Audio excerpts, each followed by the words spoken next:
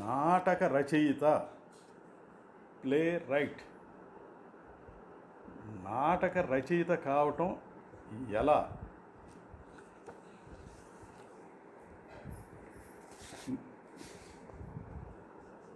నేను ఈ పుస్తకానికి రాసిన ముందు మాటలు ప్రస్తావిస్తాను. దడిగాడు వానసిర, ఇది శీర్షిక. చాలా డేరింగ్గా పెట్టడం జరిగింది. వందే మాతరం. ఎందరో మహానుభావులు, అందరికీ వందనాలు. ఓ మహానుభావుడు నన్ను పరోక్షంగా తిట్టాడు. నేను నాటక రచన మీద పుస్తకం రాయాలని తలపెట్టే రాస్తున్నప్పుడే, ప్రారంభించక ముందే తిట్టాడు. నాటక రచన మీద పుస్తకాలు ఏ గాడిద కొడుకు రాయలేదట. నాటక రచన మీద పుస్తకాలు చదివినంత మాత్రాన నాటక రచయితలు కాలేరట. పిండి వంటల మీద పుస్తకాలు వచ్చాయని మొదట్లో తెలిసినప్పుడు ఆశ్చర్యపోయాను. అవి అనుభవం మీద రుచిగా వండాలని కానీ దానికి రాయటం ఏమిటని అనుకున్నాను. నెమ్మదిగా దాని అవసరం నాకు తెలిసొచ్చింది. వంటల గురించి నన్ను కదిలించిన ఒక విషయం, పిల్లలు స్కూల్ నుంచి వచ్చాక ఆటల మీద ఇంట్రెస్ట్తో ఆడుకోవటానికే చూస్తారు. ఏది తినమన్నా తినరు. అటువంటి పరిస్థితుల్లో రోజూ ఒకే రకం పెడితే ఎంత బ్రతిమాలినా ససేమిరా ఒప్పుకోరు. అటువంటి సమయాల్లో ఒకే పిండి అయినా రకరకాలుగా వండటం వల్ల వెరైటీ వల్ల ఆకర్షితులవుతారు. తినడానికి సుముఖంగా ఉండవచ్చును. దానితో ప్రోటీన్లు గల పదార్థాలు కలపడం గురించి కూడా తెలియపరుస్తారు. దీన్ని బట్టి పిండి వంటల పుస్తకాల అవసరం ఉందని ప్రగాఢంగా విశ్వసించే స్థాయికి వచ్చాను. అలాగే జీర్ణక్రియను గురించి బాగా చదివి తెలుసుకుంటే ఎప్పుడు పడితే అప్పుడు ఎంత పడితే అంత తినేసి అనారోగ్యానికి గురికాము. ఏది ఏమైనా నేను పుస్తకాలు చదువుతాను, పుస్తకాలు రాస్తుంటాను. నా ఇంట్లో సొంత గ్రంథాలయం ఉంది. శతాధిక గ్రంథ రచనకు కావాలనే ఆశయం ఉంది. పూర్తయినాయి అనుకోండి, ఓకే.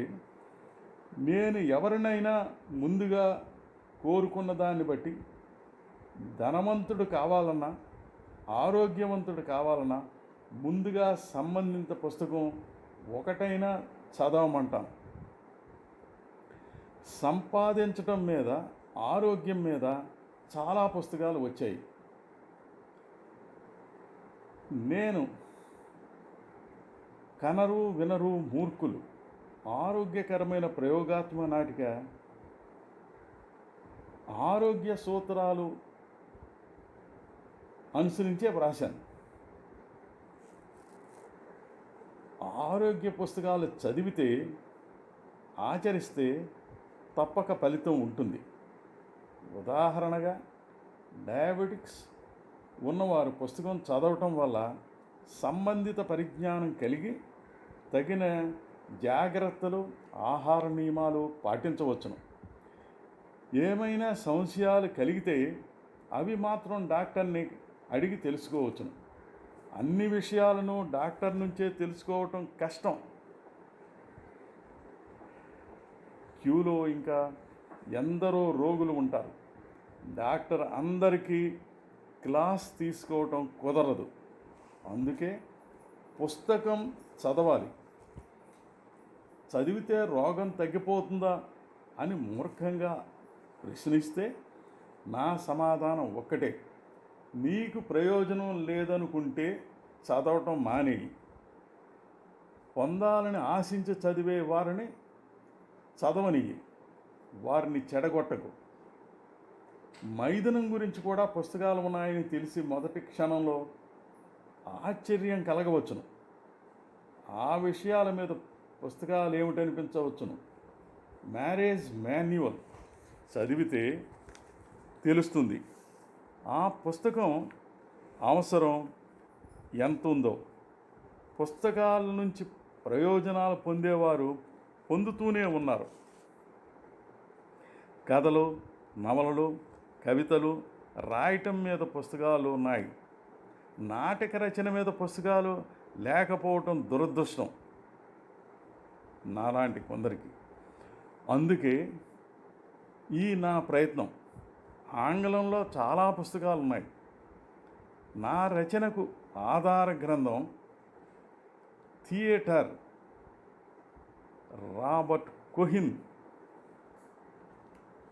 అనుసరించే ఇది స్వేచ్ఛానువాదం చేశాను.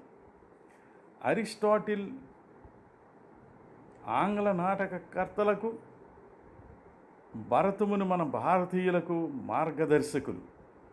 వారి మార్గంలో పయనించే నాకు తిట్లు వర్తించవని భావిస్తూ సాహసంతో ఈ రచన చేశాను. పిల్లల ముద్దు వాక్యమే నా శీర్షిక. దాన్ని రాసి తిరగేసి చదవమంటారు. అది వాళ్లకు ఆట.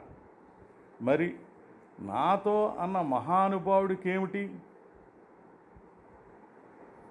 ముందు మాటలు రాసిన గురుతుల్యులు ఆచార్య ఎస్ గంగప్ప గారికి నా హృదయపూర్వక కృతజ్ఞతలు. నేను పుస్తకాలు రాసి తద్వారా సంపాదించటం లేదనో, నేటి కాలంలో నాటక సాహిత్యాన్ని ప్రచురణకర్తలు లేరనో, డిస్ట్రిబ్యూటర్స్ లేరనో, నాటకాన్ని ఆశించినంతగా ఆదరణ లేదనో చింతించవలసిన అవసరం లేదనిపిస్తుంది. ఆచార్య ఎస్ గంగప్ప గారి వంటి విజ్ఞులు, ప్రాజ్ఞులు రాసిన ముందు మాటల వల్ల నా ఆశయ సాధనకు, నడకలు సాగించటానికి ఆయన ఆశీస్సులు, అభినందనలు చాలు కొండంత బలం ఇస్తున్నాయి. ఈ పుస్తకం రచన పూర్తి కాగానే దీనిపై ప్రసంగించడానికి అవకాశం ఇచ్చిన సాహితీ సంస్థ సహృదయ సాహితీ వారికి నా కృతజ్ఞతలు. సర్వేజన సుఖినో భవంతు. జై హింద్. కొత్తపల్లి బంగారరాజు.